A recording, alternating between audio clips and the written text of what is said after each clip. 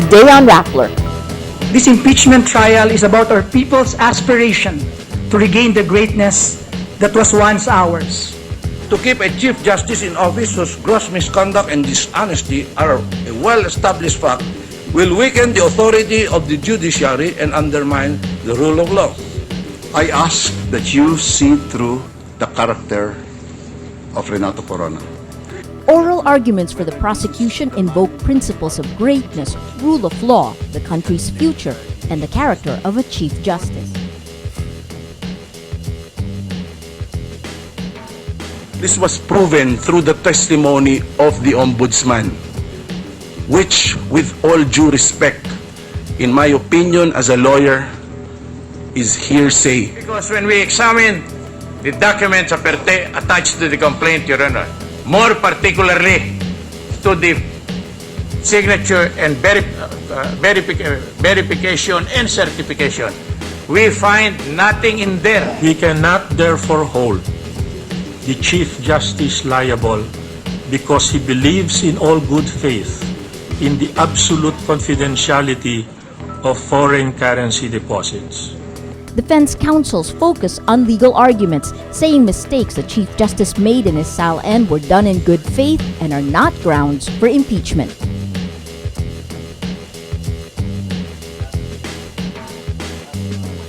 And an exclusive from Rappler, former Monetary Board officials say Corona admitted to illegal trading of dollars in his testimony in the impeachment court.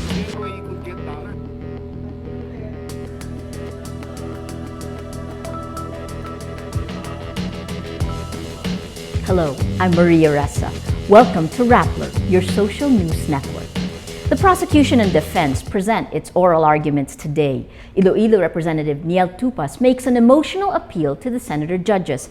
He calls it a choice between right and wrong to regain the, quote, greatness that was once ours. Tupas also talks about great men who once occupied the seat of Chief Justice. Like all defining moments in our nation's history, we are once again called upon to make a choice between right and wrong. Tungkol saan po ba talaga ang impeachment trial na ito? More than anything else, this impeachment trial is about our people's aspiration to regain the greatness that was once ours. 70 years ago this month, Chief Justice Jose Abad Santos died in the hands of the Japanese rather than betray his country. 50 years ago, former Chief Justice Manuel V. Moran, who was offered a chance to return to the Supreme Court, refused a midnight appointment rather than dishonor himself. Today, Tupas reiterates the basic points of the prosecution's arguments. One, that Corona failed to disclose prime properties in his SAL-N, and two, he failed to declare his peso and dollar accounts. Respondent Corona has repeatedly failed to truthfully and accurately disclose in his SAL-N numerous assets and real properties which he and his wife own.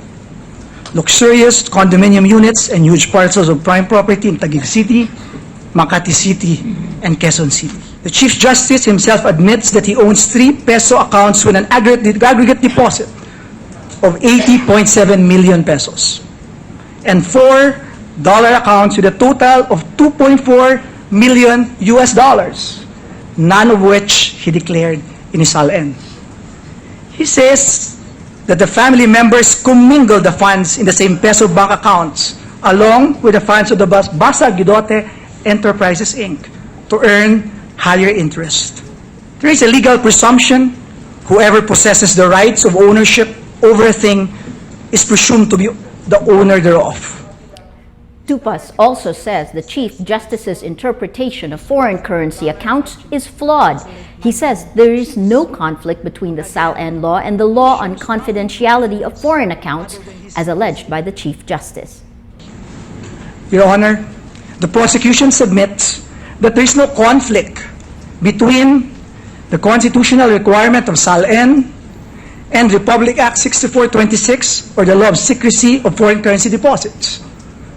The SAL-N requirement is addressed to government officials and employees to implement the constitutional provision on public accountability and makes no distinction between peso and foreign currency cash assets in the spirit of transparency and good governance. On the other hand, the law on secrecy of foreign currency deposits applies to banking institutions, and its prohibition is addressed to the banks, not to the depositors. Tupas adds, to adopt the Chief Justice's interpretation would be to encourage dishonesty in government. He cites a Supreme Court ruling that dismissed an ordinary employee for not declaring a sari-sari stall. At the end of his argument, Tupas asks the senator judges, is Corona morally fit? Can we trust a man who concealed wealth he cannot explain? After Tupas, defense counsel Eduardo de los Angeles addresses the court. He gives clear legal arguments and focuses on 2 points. First, is the Foreign Accounts Confidentiality Law a justification not to disclose foreign accounts? And second, is not declaring dollar accounts an impeachable offense? We cannot therefore hold the Chief Justice liable because he believes in all good faith in the absolute confidentiality of foreign currency deposits. In this case, there is no showing that the non-inclusion of certain bank accounts was tainted with any malice or fault. The Chief Justice cannot be made answerable for his interpretation of the law prior to a Supreme Court ruling or legislative amendment, explicitly declaring his interpretation as erroneous. This non-disclosure in the SALN will not amount to an impeachable offense. The Chief Justice relies on the basic principle that what he does not own, he should not declare as his asset. The honest mistake of judgment is not a ground for impeachment. RA 6713 itself provides a corrective measure under Section 10 thereof. Ilocos Norte Representative Rodolfo Fariñas is next to deliver his oral arguments. The flamboyant prosecutor sums up the defense of Corona in one word, palusot or dubious excuse. Yung depensa po ni Chief Justice Corona, I can put it in one word. Pwede ko pong sabihin po sa isang salita, palusot. Hindi po kami nag-aksaya ng panahon at mahabang oras sa loob ng halos 5 buwan. Nagsasakripisyo po kami sa aming mga pamilya para lamang maging kasangkapan di umano ng paghihiganti ng Pangulo ng Pilipinas sa personal na issue ng Hacienda Luisita. Ang pangalawang palusot po ni Chief Justice ay yung sinabi po niya na noong 2 piso pa lamang ang palitan ng dolyar noong late 60s, siya at ang kanyang may bahay ay namili na ng mga dolyar dahil matibay po ito kaysa piso natin. The exchange rate, if we are to believe Chief Justice Corona that he started saving US dollars when the rate was 2-to-1, such could have only been between the years 1948 to 1959. He wants us to believe that when he was in grade 4 in 1959, he was such a visionary that he already started buying dollars. Ang palusot ni Justice Corona, hindi siya obligadong ideklara ito dahil commingled o halo-halong pondo at hindi lang siya ang nagmay-ari ng milyones na ito. Kung totoo ito, bakit sa kanya lamang nakapangalan ang deposito? Alam naman po natin, pwede naman joint account at saka... Fariñas tells Senator judges, our nation does not deserve to have a Chief Justice who intentionally and consistently hides the great bulk of his cash assets, reporting in his SALN only a measly 1.97% of his wealth. He says to keep Corona as Chief Justice will undermine the rule of law. He ends with this. Parahan. Mga kagalang-galang na senador, huwag po tayong padadala sa mga palusot at maladramang pahayag ni Chief Justice Corona. Mas maliw. After Fariñas comes defense counsel Dennis Manalo. He faults the prosecution for not cross-examining the Chief Justice when he appeared in court. He also discredits the Ombudsman's testimony as hearsay, adding the AMLAC report is inadmissible. Kung saan po ako graduate, marami po siyang tinanong. Why not did they choose not to cross-examine him? Our rules are very clear that when cross-examination is waived, the testimony of the witness is unimpeached. They have pounded the Chief Justice on his dollar accounts. This was proven through the testimony of the Ombudsman, which, with all due respect, in my opinion as a lawyer, is hearsay. What did the Ombudsman say? Hindi ko naintindihan yung AMLA report.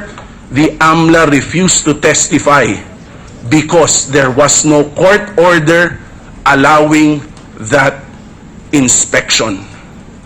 Manalo also maintains the prosecution was not able to present a single witness who testified the Chief Justice accepted a bribe. In closing, he answers Tupas's charge that the Chief Justice peddled his position for material gains. The defense counsel says, do not blame the Chief Justice for decisions made by the Supreme Court, a collegial body. Lead counsel Serafin Cuevas follows his colleague Manalo in closing arguments. He zeroes in on the impeachment complaint filed in Congress, which he says is not valid.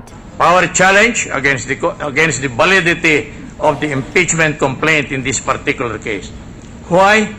Because when we examine the documents attached to the complaint, Your Honor, more particularly to the signature and verification and certification, we find nothing in there which states that the 188 members of our House of Representatives whose signature attached there were convened at any time.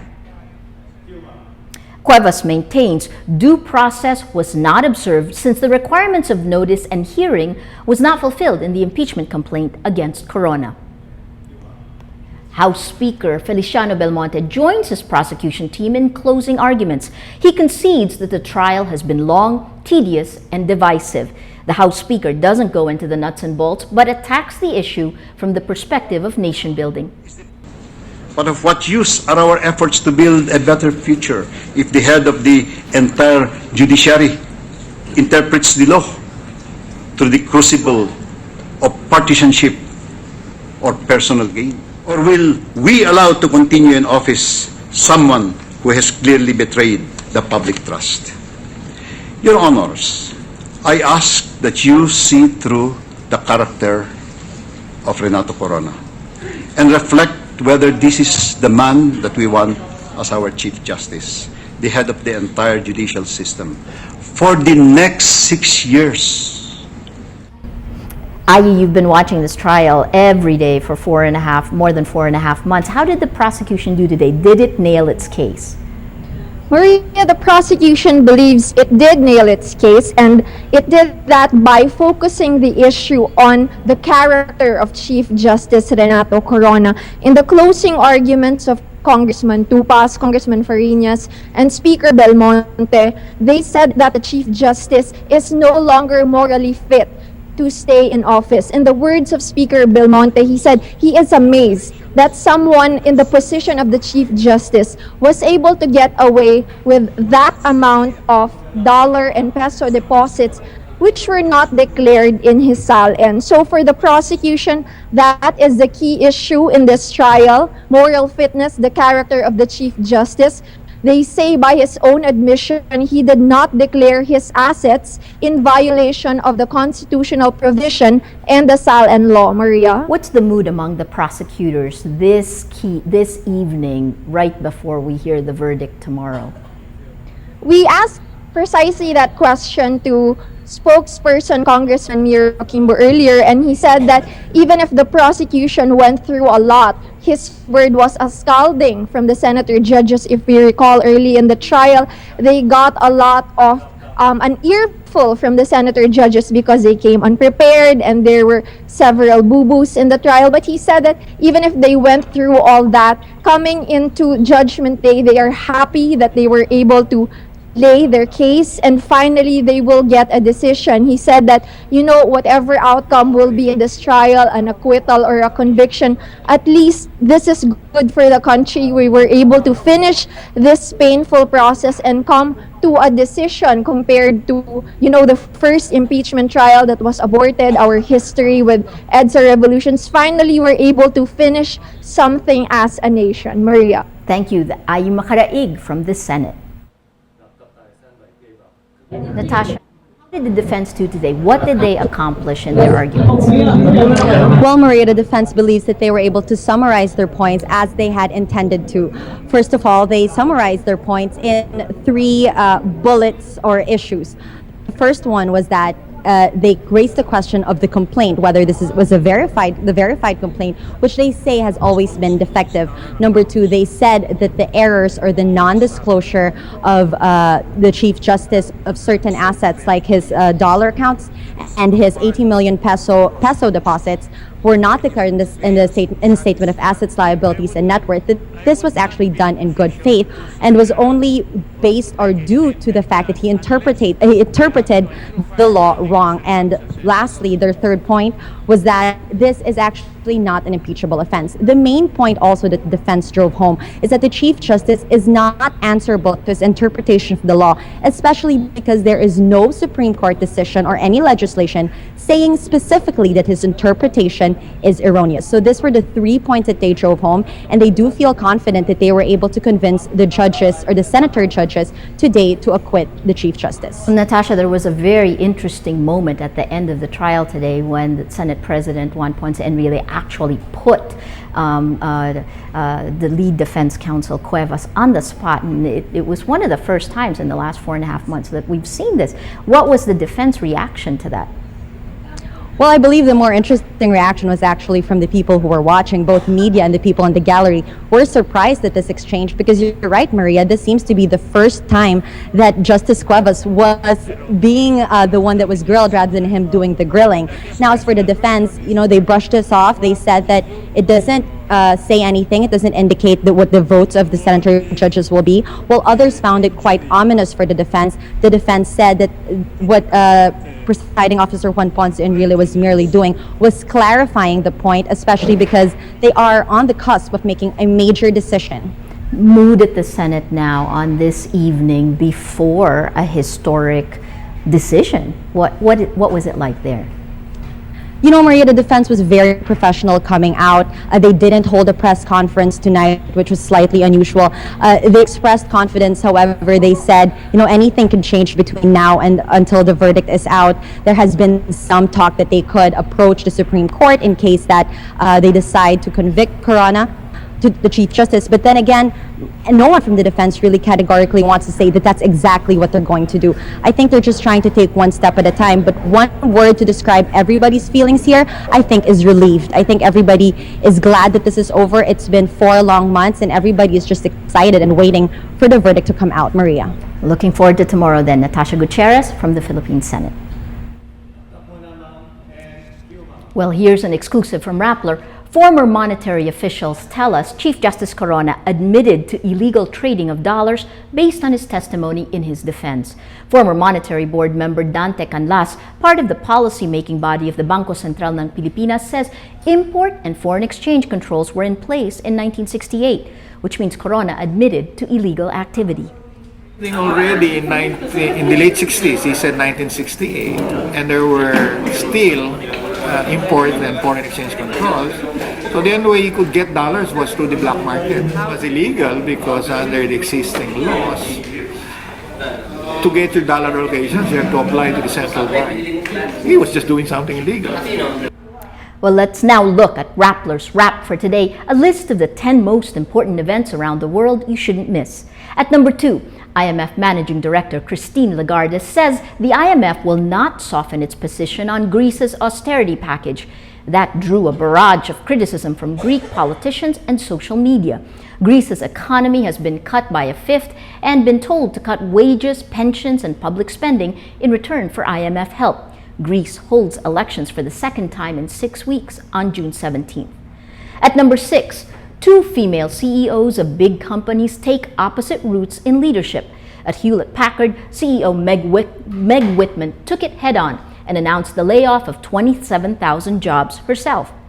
Analysts say, quote, she gets it and might even turn the supertanker around.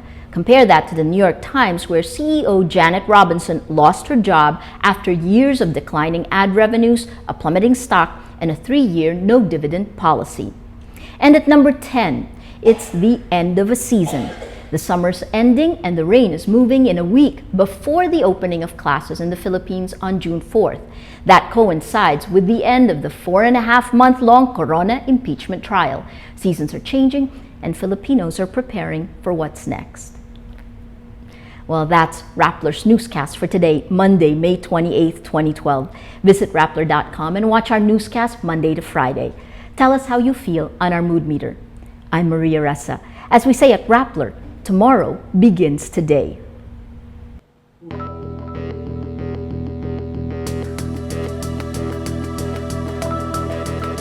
Today